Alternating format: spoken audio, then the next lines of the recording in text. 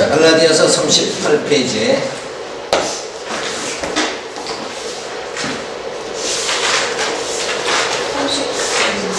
38페이지 39에 네. 그렇죠. 자, 그러면 로마서 38페이지로 넘어갑니다.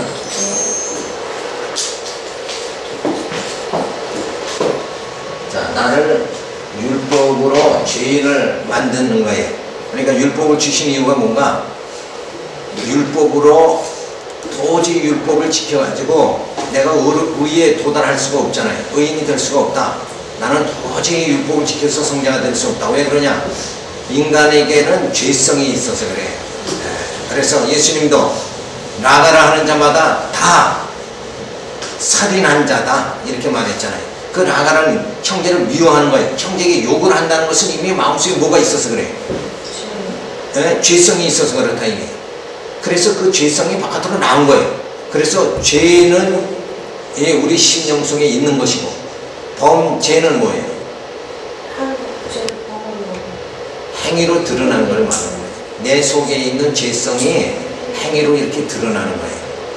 내가 막 저 사람 밉다 하는 마음속에 있는데 미우니까 그 다음에 어떻게 욕을 하죠.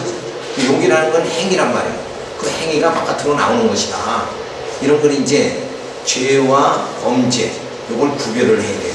그러니까 죄인이라는 말은 뭔가 범죄 행위가 나타나는 것을 말하는 것이 아니라 죄성만 있어도 우리 마음속에 죄성만 있어도 뭐예요? 죄인이라는 거죠. 그러니까 세상 사람들은 예수 믿는 사람이 맨날 회개하고 죄인이다 이러니까 그걸 사람들은 이해를 못한다 이게. 왜 그런가? 뭐 그렇다면 무슨 뭐 간음을 한 것도 아니고 살인죄를 범하는 것도 아닌데 왜 기독교인들은 맨날 죄인이라고 하는가? 그 이유가 뭐예요? 우리 속에 죄성이 있어서 그렇다. 내 마음속에 탐욕이 있고 그 욕심이 잉태한 즉 죄를 낳고 죄가 장성한 즉 사망을 낳느니라. 이게 하나님의 공입니다. 그 법칙이에요. 하나님이 세우신 그 법칙을 누구도 이 땅에서는 육신을 가졌으면 벗어날 수가 없는 거예요. 그런데 그것을 어때요? 하나님께서 우리의 연약함을 아시고 예수 그리스도를 보내주셔가지고 우리를 죄에서 해방시켜 주시는 거예요. 그게 바로 예수님이 제물이 돼서 십자가에 죽으시는 거예요. 그러니까 내가 죽어야 되는데 예수님이 대신 죽는 거예요. 그러니까 구약의 양을 잡아서 내가 죄를 졌으면 양을 잡아가지고 그 머리에 안수할 때에 내 죄가 누구한테? 그 양에게 전가되고. 그래서 내가 죽어야 되는데 누굴 죽이는 거예요? 내 죄를 이미 전가시켜 버렸으니까 그 양을 잡아서 피를 흘린다. 피 흘린다는 건 뭐예요? 이미 죽은 것을 의미해요. 그럼 죄값은 사망이라는 거. 이거를 하나님의 법칙을 양이 내가 만족시켜야 되는데 누가? 내 대신 양으로 하여금 만족시켜가지고 그 대신 죄값을 치러버리니까 나는 어때? 죄사함을 받는 거죠. 그래서 구약의 성도들이 달마다 연마다 제사 드리고 그리고 또 열심히 사는 거예요. 그런데 이 죄성이 근본적으로 해결이 안 되니까 또 한 달 되면 또 죄를 짓는 거예요. 그런데 이제는 그럴 필요가 없죠. 왜? 예수님이 우리의 죄를 다 짊어지시고 단번에 영원히 다 사해 주셨다. 그래서 이제는 양 잡을 필요 자체가 없는 거예요. 자, 이런 엄청난 사건이 하나님께서 보실 때는 우리가 도저히 이 복음 내용을 깨닫지 못한다 이게. 그래서 하나님께서 율법을 주신 거예요. 인간의 속성은 뭐냐? 자기가 잘나고 자기가 의로운 줄 알고 사는 게 인간의 속성이란 말이에요. 그러니까 분명히 죄인인데 잘난 척하고 산단 말이에요. 그죠?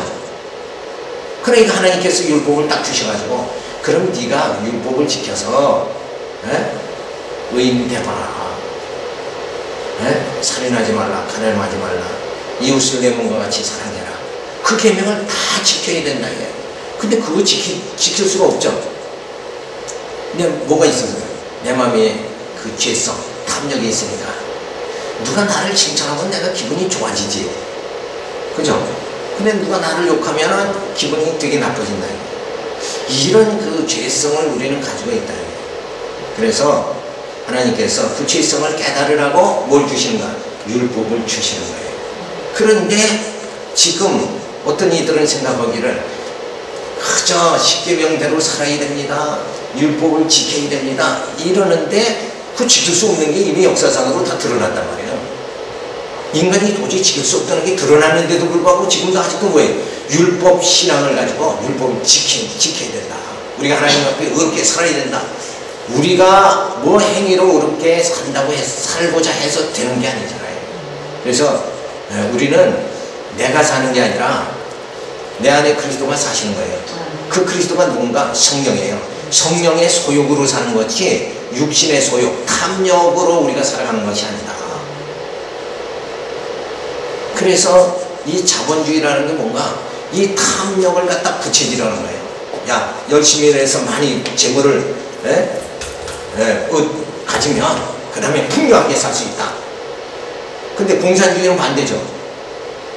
야, 똑같이 이러고 똑같이 나눠가잖아. 이 탐욕을 없애버리는 게 공산주의예요. 정책상은. 그런데 자본주의는 뭐예요? 욕심을 자꾸 불러일으켜요. 그래서 막 경쟁을 하고, 아니 좀 돈 벌어가지고 촥 하고, 진짜 로얄 승용차 타고 막 하면 친구들 앞에서 뭐예요? 이거 진짜 자랑이 되잖아요. 그 맛에 또 살아가는 거예요. 그래서 자본주의는 자꾸 욕심을 어떻게 부채질해요. 그래가지고 막 열심히 살도록 만들어서 그래서 경제를 부흥시키고 막 이러는데 결국은 그것도 뭐예요? 한계가 주어진다는 거예요. 야, 이렇게 하다가 뭐예요? 뭐가 어떤 사회 현상이 드러나요? 빈부의 격차가 엄청 커지는 거예요. 야, 그러다 보니까 이거 도저히 자본주의 이렇게 밀고 나가다가는 이 빈부의 격차가 나서 없는 사람들이 어떻게 하겠어요? 야, 이거 돈 가진 자만 사는 거냐? 이렇게 해가지고 폭동이 일어난다. 사회 폭동을 또 잠재워야 되겠으니까 그걸 어떻게 하느냐? 그래서 이제 자본주의가 아니라 수정자본주의를 만드는 거예요. 그 수정자본주의 뭐냐? 있는 사람에게 세금을 많이 걷어가지고 그 폭동이 안 일어나도록 없는 사람을 갖다가 어떻게 해요? 갖다 나눠줘 버리는 거예요. 그러면은 이 폭동이 안 일어나죠. 그러니까 자본주의의 그 정말 엄청난 그 모순을 이렇게 수정해 나가는 거예요. 근데 그 수정을 한다고 해서 이게 근본적으로 사람에게 그 만족감이라는 걸 해결해 줄 수 있느냐? 이게 안 되는 거예요. 왜? 욕망 자체가 끝도 한도 없는 거예요. 10억을 가지면 늘 1억이 부족하잖아요. 그 마음을 어떻게 늘 모자란다고 살아가는 사람들의 마음을 어떻게 충족시킬 수 있느냐? 방법이 뭐 있겠어요? 한번 생각해 보세요. 공산주의는 인간의 본성 이 자체를 해결을 못하니까 그건 문 닫아버린 거고, 자본주의는 그나마도 부치스러우니까 사회가 발전되는데 빈부의 격차가 나니까 한쪽에서 폭동이 일어난다 이게. 그걸 잠재우려니까 무슨 자본주의? 수정자본주의. 자본주의를 좀 고쳐요. 그래서 수정자본주의는 뭔가 이제 그 있는 사람에게 세금을 왕창 때려가지고 없는 사람에게 막 갖다 주는 거예요. 우리가 지금 자동차, 저도 자가용 가지고 여기 왔지만 휘발유값의 세금이 80%예요. 그거 다 걷어가지고 진짜 어떤 차 타면 아까운 생각이 들어요. 아니 80%는 다 세금이고 사실 20% 가지고 차 운행하는 거거든. 그러니까 5만원 기름값 한번 넣으면 5만원인데 그러면 4만원은 거의 세금이란 말이에요. 3만 한 5천원은 세금이겠죠. 이런 사회 현상 보면 이거 우리가 생각하면 없는 사람은 막 열받을 수밖에 없잖아요. 근데 그렇게 해서라도 사람이 그 충족감을, 없는 사람들의 그 고통을 이렇게 해결해 주는 일을 또 하니까 사실은 차 타고 다니는 게 국가에 충성하는 거죠. 좋은 의미로. 그죠? 왜? 내가 세금을 많이 내니까 그걸 통해서 없는 사람이 또, 그래서 자본주의가 유지되게만. 그런데 인간의 이 충족, 만족감이라는 게 거기서 그걸 해도 해결이 안 돼, 인간은. 그러니까 그걸 어떻게 해결하냐. 그래서 인간의 지혜로는 도저히 사회정책이라는 것은 완벽한 게 있을 수가 없다. 그래서 결국은 어떻게 해결해야 돼? 우리 심령의 만족감은. 그렇죠. 하나님께서 나를 얼만큼 사랑하신다. 그 하나님의 뜨거운 사랑, 나 같은 죄인을 구원해 주시는 하나님의 사랑, 그 사랑이 내 마음을 감동이 주어질 때, 그때 내 마음속에 있는 탐욕이 사라지죠. 네. 그래서 만족감이 주어진다.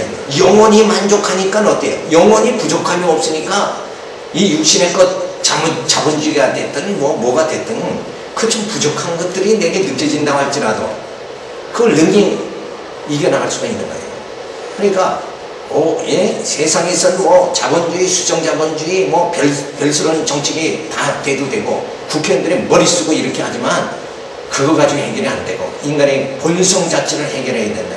여기서 만족이 없는데 무슨 정책에 만족감이 들 정책이 어디서 나오느냐. 그런데 하나님께서 우리에게 하나님의 놀라운 사랑을 주신다. 그 사랑에 감격하게 되니까 나같이 나를 보면 한없이 부족한데 그래도 하나님이 그런 어리석은 나를 끝까지 사랑해 주신다. 아브라함이 아내를 유일하고 자꾸 속여도 아브라함에게 약속한 내 후손을 큰 민족을 이루겠다 해주신 그 약속을 그대로 이루시는 거예요. 그러니까 인간의 행위와 전혀 관계없이 하나님의 언약은 뭐예요? 그대로 성취가 되어진다. 여기서 우리는 감격하는 거죠. 야, 정말 하나님은 내 행위 보지 않으시고 내게 그 엄청난 축복을 어떻게 주시는 거예요? 변함없이 여전히 주시는구나. 이걸 생각할 때 그 사랑에 감격하니까 부족함이 없어요. 영혼의 만족감이 주어지는 거예요. 그러니까 찬송하면서 우리가 힘있게 살아갈 수 있는 거예요. 이렇게 돼야만이 이 사회가 정말 아름다운 사회가 주어진다. 그래서 영적으로 이렇게 하나님 아는 지식에 성숙하게 되어져야 이 사회가 아름다운 사회가 되어져요. 그런데 교회가 자꾸 이 율법으로는 도저히 안 된다는 거 분명히 깨달아야 됩니다. 인간의 능력으로 도저히 안 된다. 그래서 죄를 깨닫게 해주는 게 율법 주신 이유인데 사람들은 지금 하나님이 율법 주신 이유를 그쪽으로 방향으로 율법을 깨닫지 않고 어떻게 해요? 내가 저거 지켜가지고 확 의롭게 돼야 되겠다. 나는 이만큼 의롭다. 저 집사보다는 내가 주의를 많이 했으니까 내가 이만큼 의롭다. 여기에 빠져버린다 그러면 이건 굉장히 어리석은 거다. 성경을 어떻게 하는 거예요? 까꾸로 하는 거예요. 까꾸로. 자, 하나님께서 바벨탑을 딱 쌓았죠. 제가 청년예배 설교에 나오지만 그게 주제예요. 하나님께서 바벨탑을 딱 쌓는 걸 보고 그들이 하는 말이 창세기 11장 4절에 보면 자, 우리가 바벨탑을 쌓아가지고 우리 흩어짐을 면하자 이렇게 한단 말이에요. 근데 흩어짐을 면하자고 하는데 뭘 잊어버린 거예요? 그 어리석은 바벨탑을 쌓는 그거 바벨탑을 쌓는다고 세상에 홍수로 노아의 홍수가 다시 주어진다 그러면 저들이 생각할 적에는 이 바벨탑에 올라가서 우리 흩어짐을 면하자 그거예요. 근데 그게 어리석은 거잖아요. 왜? 하나님께서 노아에게 어떻게 했어요? 약속을 했죠. 다시는 물로 심판하지 않겠다. 증거로 뭘 보여줬어요? 무지개 약속을 보여줬잖아요.